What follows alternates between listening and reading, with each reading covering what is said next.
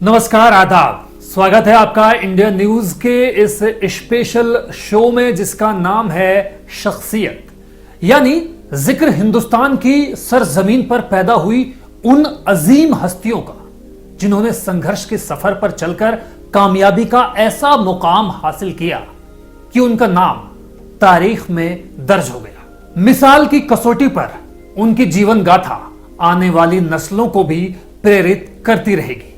आज ऐसी ही एक शख्सियत से हम आपको मुखातिब करवाएंगे जिनकी जिंदगी का सफरनामा मुर्दे में भी जान डाल दे। साथियों, मैं हूं आपका होस्ट जुबैर खान। शख्सियत की इस सीरीज में हम बात कर रहे हैं देश के प्रधानमंत्रियों की, जिसमें आज जिक्र उस प्रधानमंत्री का जिन्होंने महज 11 साल की उम्र में अंग्रेजी हुकूमत के खिलाफ बिगुल बजा दिया, जिन्हें कभी दूध तो कभी हरित क्रांति का जनक कहा गया, तो कभी जय जवान जय किसान की पुरजोर वकालत करने वाला प्रधानमंत्री, जिनकी सादगी ऐसी कि घर आए आम लोगों से तय वक्त पर नहीं मिल पाने की वजह से उन्हें न केवल बस स्टैंड से वापस घर ले आए बल्कि उनसे माफी भी मांगी, जिन्होंने दहेज के नाम पर एक चरखा और हाथ से बुने हुए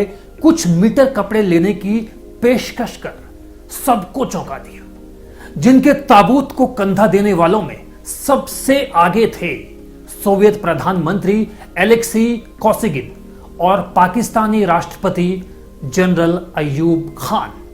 जरा सोचिए कि आखिर कौन थी वो महान शख्सियत। जी हां, वो थे भारत के लाल बहादुर शास्त्री।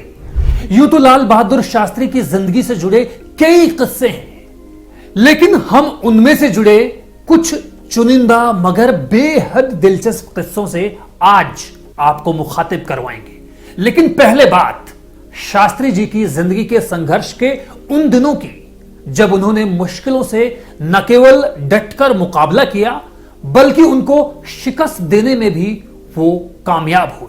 2 अक्टूबर 1904 को लाल बहादुर शास्त्री का जन्म आज के दीनदयाल उपाध्याय नगर और उस दौर के मुगल सराय उत्तर प्रदेश में हुआ। देश के महान नेता और स्वतंत्रता सेनानी लाल बहादुर शास्त्री के पिता शारदा प्रसाद श्रीवास्तव उस वक्त इस दुनिया को छोड़कर चले गए थे जब लाल बहादुर शास्त्री महज 1.5 साल के थे।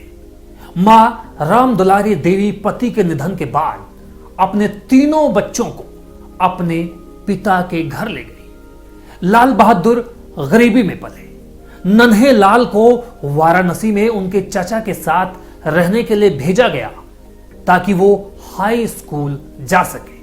वो चिलचिलाती गर्मी में भी बिना जूते कई मील पैदल चलकर स्कूल जाते थे। शास्त्री जी के पास स्कूल जाते वक्त नदी पार करने के लिए पैसे नहीं थे, लिहाजा वो तैराकी करके स्कूल जाते थे। हायर एजुकेशन के लिए वो बनारस चले गए, जहां 1926 में काशी विद्यापीठ ने उन्हें शास्त्री की उपाधि से नवाजा। 1927 में ललिता देवी के साथ लाल बहादुर शास्त्री परिणय सूत्र में बंध गए। वो 16 साल की उम्र में गांधी जी के साथ देशवासियों के लिए असहयोग आंदोलन में और सन 1930 में दांडी यात्रा में शामिल हो गए।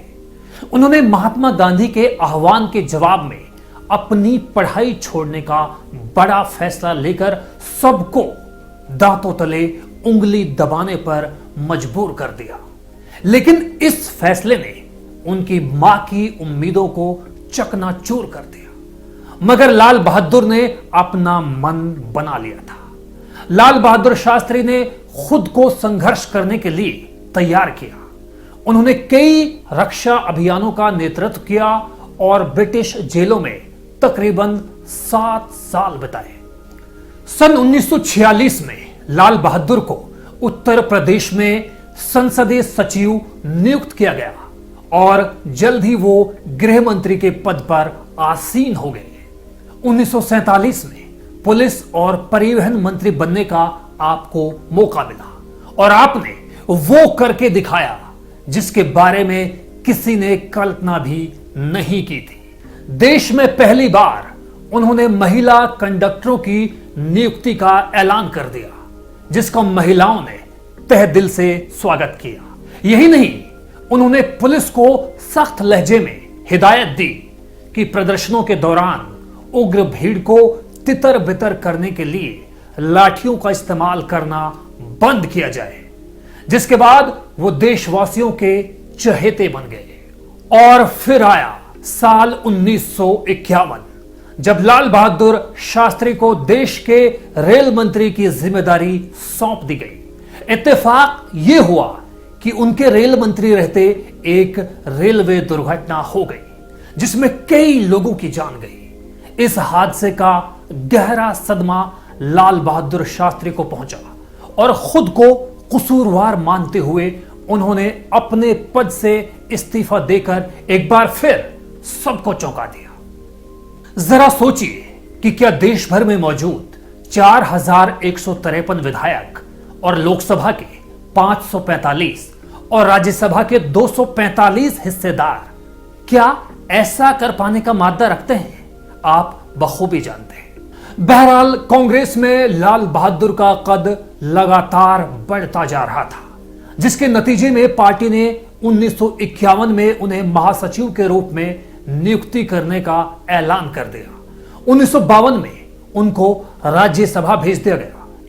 लाल बहादुर शास्त्री ने भी आलाकमान की उम्मीदों पर खरा उतरते हुए 1952, 1957 और 1962 के आम चुनाव में कांग्रेस को जीत दिलाने में अपनी अहम भूमिका निभाई।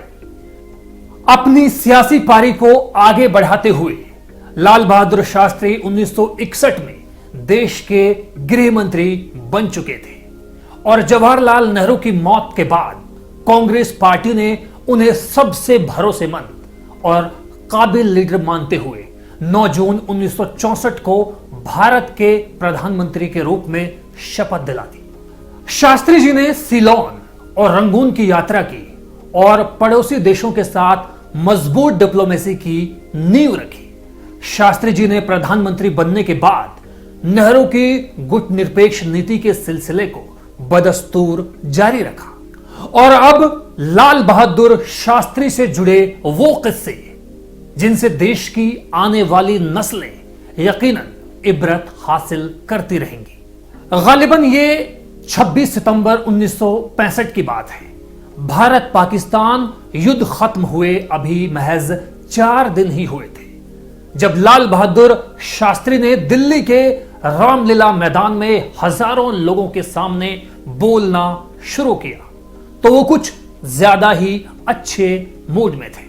तालियों की गड़गड़ाहट के बीच लाल बहादुर शास्त्री ने ऐलान किया। अयूब साहब कहते रहे कि हमें क्या, हम तो अपने टैंकों को लेकर आगे बढ़ेंगे, सैकड़ों टैंकों के साथ और टहलते हुए दिल्ली पहुंच जाएंगे। तो इस तरह से टहलते हुए घूमते हुए दिल्ली में आने का उनका इरादा था और जब ये इरादा हो तो कुछ अगर हम भी थोड़ी तरफ लाहौर की तरफ टहल कर चले गए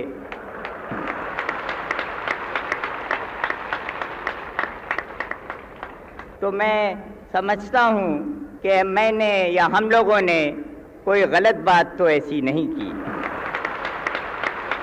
लेकिन वो कहते हैं ना कि देर सवेर दुश्मनी की बर्फ भी पिघल ही जाती है।